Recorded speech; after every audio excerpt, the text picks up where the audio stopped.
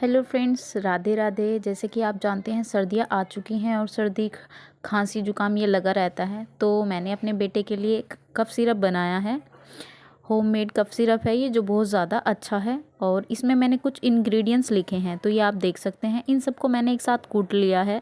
कूटने के बाद सबसे पहले मैंने एक गिलास पानी को पकाया है और उसमें गुड़ डाला और बाकी जो कुटी हुई सारी चीज़ें थी वो डाल दी हैं। और उसके बाद मैंने उसको पका करके ठंडा करके छान लिया था और एक कंटेनर जार में रख दिया था। आप भी इसको ट्राई कर सकते हैं इन सर्दियों में।